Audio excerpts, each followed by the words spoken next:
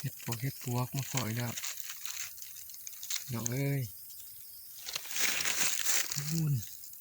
อยู่ในคุมเก็บก่อนพี่น้องเก็บก่อนแบบนี้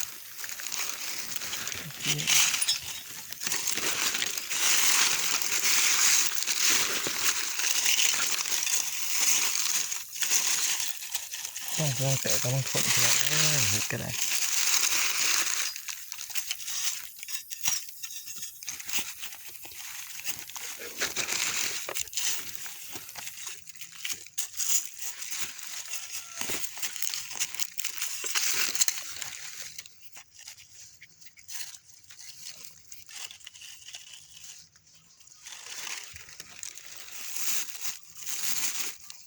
นี่พี่น้อง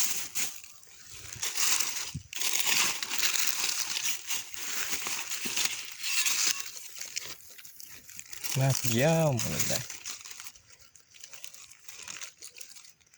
ผมมีคนมาเก็บน้ำ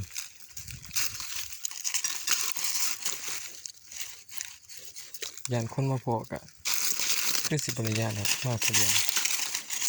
เฮ็ดที่ดีอยู่กลางโคก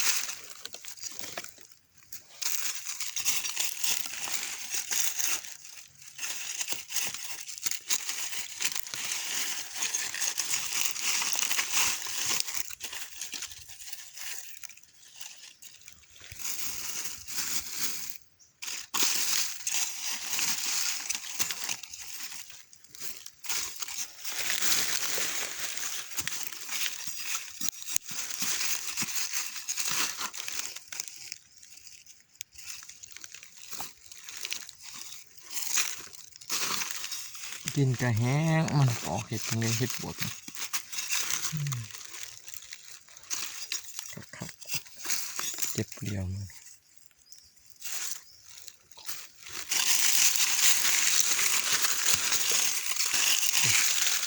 เนาะเลย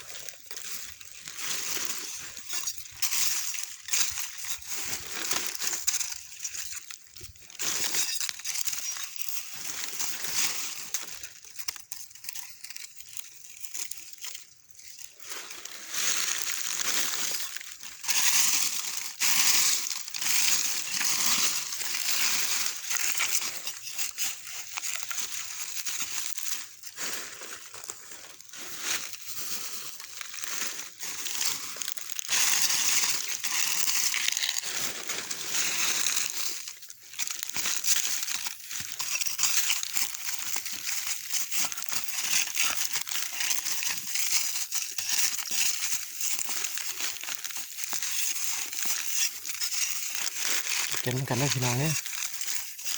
เก็บเดียวอยู่นี่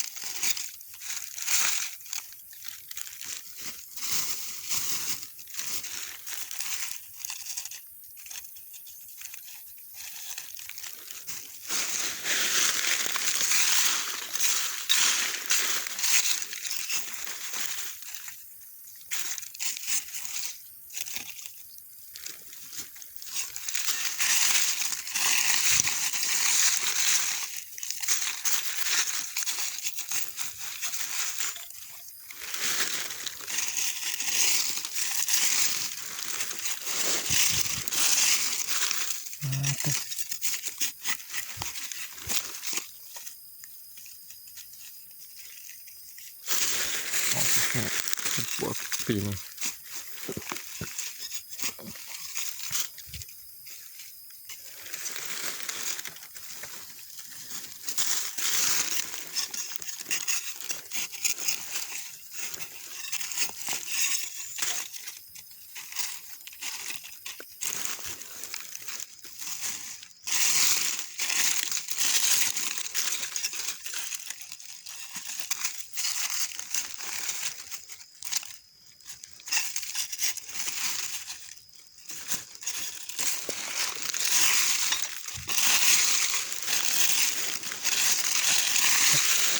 เนี่ยพี่น้องเอ้ยขางมันย่างขางปน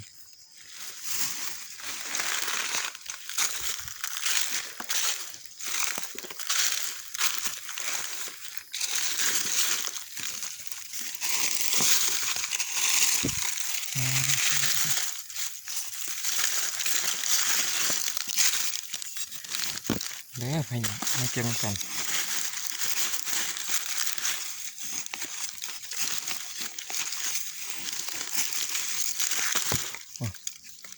มันติดบอกงาม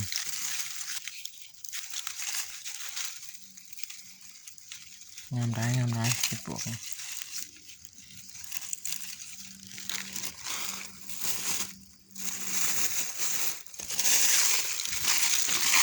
ิดบอก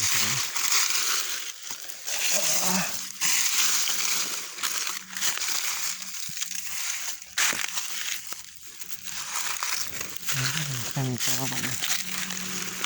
ไม่ทำอยู่นี่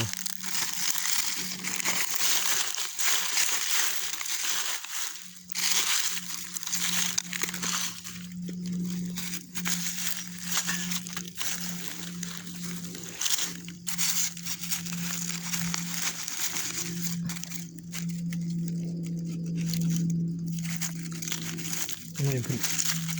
หลุดที่ทั้งโคนมันหลุดดอกกระร้อนคอนแกนดินมันแห้ง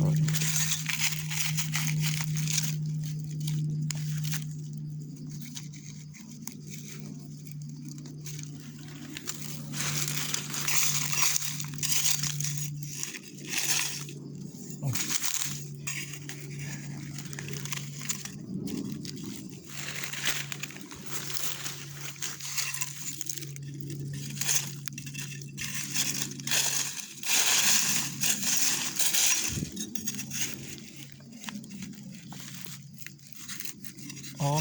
ข้างหักใหม่พ่อมันแตกไง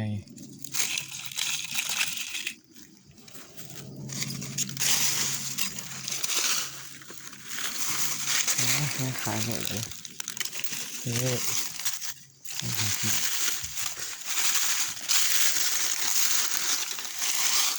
ขา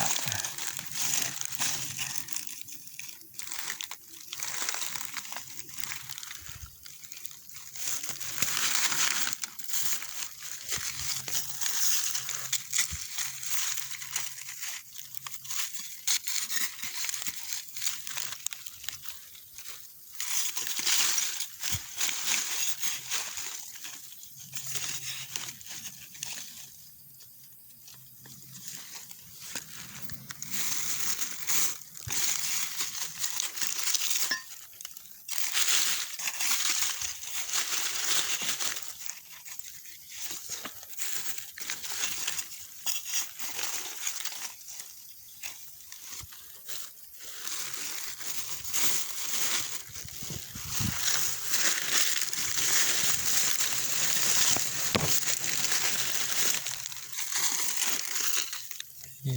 ง่ายๆ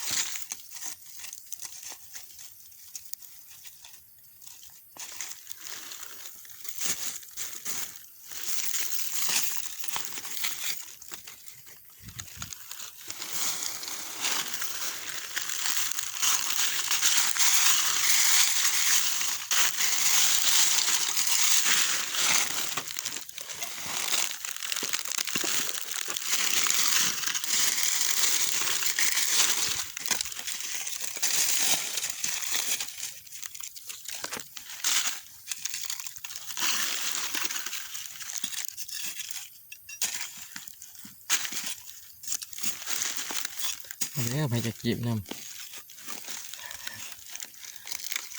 มาให้ผู้เดียวเหมือนนี่มีไฟมาเก็บซอย ห้อนก็ห้อนอากาศมัน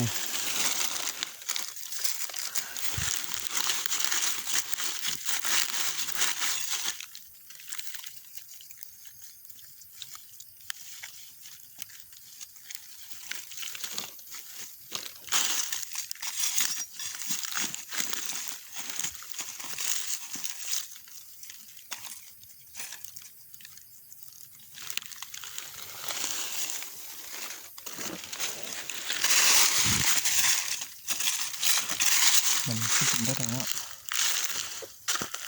เดี๋ยวนะ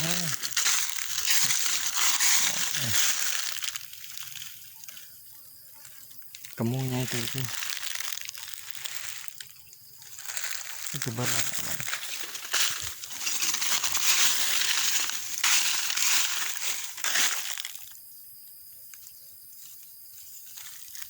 สำนีก่อนเด้อพี่น้องเด้อ